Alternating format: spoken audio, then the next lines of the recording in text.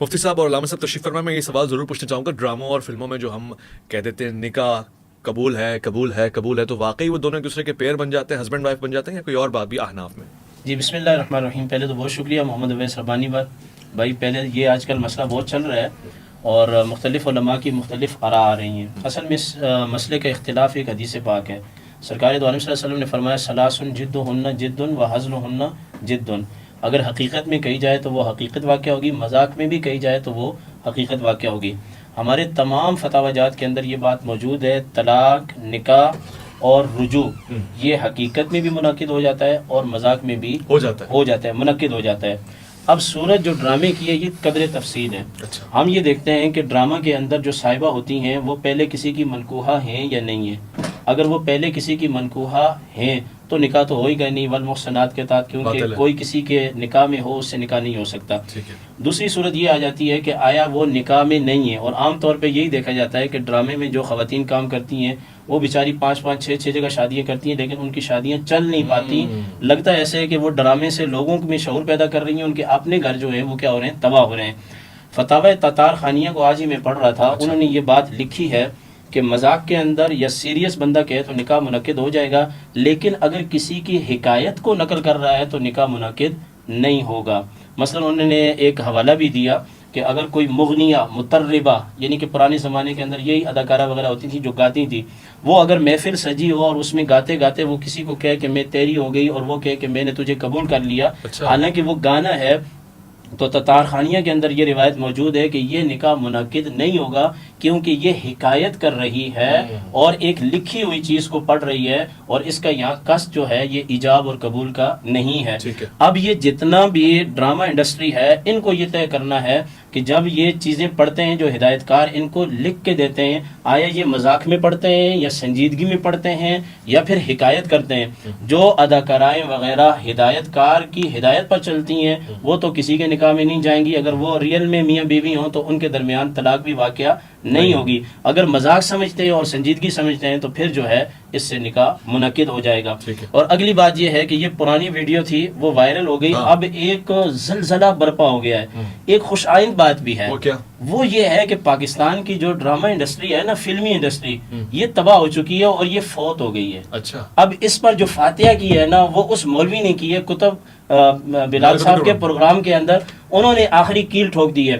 Drama اور فلمیں شرعاً جائز نہیں ہے, بالکل بھی کسی صورت میں جائز نہیں ہے. ایک ناجائز کام بھی ہماری ڈرامے والی انٹیوں سے نہیں ہو رہا, تو اس کا ذمہ دار کون ہے جو لاکھوں روپے کروڑوں روپے پاکستان کی حکومت سے لیتے ہیں. باطل کام بھی سر انجام نہیں ہو رہا, اور انہوں نے مولویوں کے خلاف بنانا شروع کر دیا. اور کل پرسوں ہی میں دیکھ رہا تھا کہ ایک بہت بڑا کوئی بندہ ہے, وہ کہہ رہا تھا میں مر جاؤں گا. تو کیا یہ میں مر جاؤں گا؟ نہیں بھائی, آپ نہیں مریں گے, ویسے آپ مر چکے ہیں ڈرامے بازی کر کے. جو آپ ڈرامے والی سیلری کھا رہے ہیں نا کبھی مولویوں سے آ کے, یہ بھی پوچھ لیں. تو دو ٹوک مسئلہ یہ ہے ویس بھائی, اگر یہ مذاق ہے تو پھر یہ منعقد ہو جائے گا, اگر یہ ہدایت کار کی لکھی ہوئی تاریخ کو پڑھ رہے ہیں تو پھر اس سے شریف آدمی ڈرامے دیکھتے نہیں ہیں, مگر فلم انڈسٹری پاکستان کی جو لالی ووڈ ہے وہ تو تباہ ہو چکا ہے, مگر ڈرامہ انڈسٹری بہت ڈیولپ ہو چکی ہے, اور ہماری مائیں بہنیں رمضان میں ڈرامے دیکھ رہی ہیں. ایک بڑا چینل, میں نام لے رہا, جہاں رمضان نشریات ہوتی تھی, ببانگے دول ہوتی تھی, اب وہ صرف ڈرامے چلا رہا ہے. اتنے ڈرامے دیکھے جا رہے ہیں. تو ڈراموں میں جو نکاح یا طلاق ہو جاتا ہے, آپ کے نزدیک وہ ہو جائے گا؟ پہلے تو آپ کے حسن زن کو سلام, اور آپ کو سلامت رکھے. دیکھیں ایک چیز یہ ہے کہ یہ کلپ جو کتب بلال صاحب والا چلا تھا, تو اس میں خدا مند مطالع بھلا کرے قبلہ علامہ کمیل مہدوی صاحب کا, انہوں نے کہا کہ اگر دو میاں بیوی ریئل میں ہیں, اگر وہ ڈرامے میں طلاق دیں تو انہوں نے کہا طلاق ہو جائے گی. پھر اسی پر پروگرام کیا وسیم بادامی صاحب نے, وہ مفتی صاحبان بیٹھے تھے, آپ کلپ اٹھا کر دیکھ لیجیے گا. انہوں نے کہا کہ اگر مذاق میں بھی کہا جائے تو نکاح ہو جائے گا, اور مذاق میں گھر والی کو اگر طلاق دی جائے تو طلاق بھی ہو جائے گی. ہمارے پاس ایسی کوئی کنڈیشن نہیں. طلاق دینے کا طریقہ خداوند متعال نے اپنے کلام میں فرمایا ہے. اب میں اپنی فقہ کی باتیں نہیں کروں گا, کیونکہ قرآن ہمارے اور آپ کے درمیان مشترک ہے, یہ امت کی بیٹیوں کا مسئلہ ہے. یہ سورہ بقرہ کی آیت نمبر ہے 229, الطلاق مرتان فإمساك بمعروف أو تسريح بإحسان ولا يحل لكم أن تأخذوا مما آتيتموهن شيئا إلا أن يخافا ألا يقيما حدود الله فإن خفتم ألا يقيما حدود الله فلا جناح عليهما فيما افتدت به تلك حدود الله فلا تعتدوها ومن يتعدى حدود الله فأولئك هم الظالمون. سورہ بقرہ آیت نمبر 229. طلاق 2 بار ہے, یعنی جب 2 دفعہ طلاق دے دی جائے تو پھر عورتوں کو یا تو بطریق شائستہ نکاح میں رہنے دینا یا بھلائی کے ساتھ چھوڑ دینا. ٹھیک ہے. اور یہ جائز نہیں کہ جو مہر تم ان کو دے چکے ہو اس میں سے کچھ واپس لے لو. ہاں اگر زن و شوہر کو خوف ہو کہ وہ خدا کی حدوں کو قائم نہیں رکھ سکیں گے تو اگر عورت خاوند کے ہاتھ سے رہائی پانے کے بدلے میں کچھ دے ڈالے تو دونوں پر کچھ گناہ نہیں. یہ خدا کی مقرر کی ہوئی حدیں ہیں, ان سے باہر نہ نکلنا, اور جو لوگ خدا کی حدوں سے باہر نکل جائیں وہ گناہ گار ہوں گے. خدا متعال کہتا ہے کہ الطلاق مرتان, طلاق 2 بار ہے. جب 2 بار دے چکو تو یہاں تو بطریق شائستہ اس کو واپس لے آؤ, یا پھر تیسری بار دے کر اسے رخصت کر دو. اب یہاں پر ایک چیز کامن سینس کی ہے کہ جو 2 بار دے چکا ہے تو کیا کون سی مطلب ایک تو کنڈیشن میں نہیں ہو سکتی.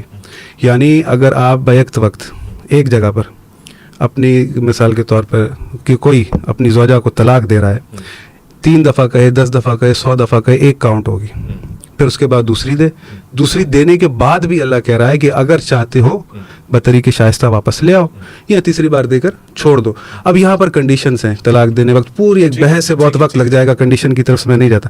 اب یہاں پر کیونکہ آیت قرآن کے مطابق یہاں تو مذاق میں طلاق ہو رہی ہے اور نکاح ہو رہا ہے.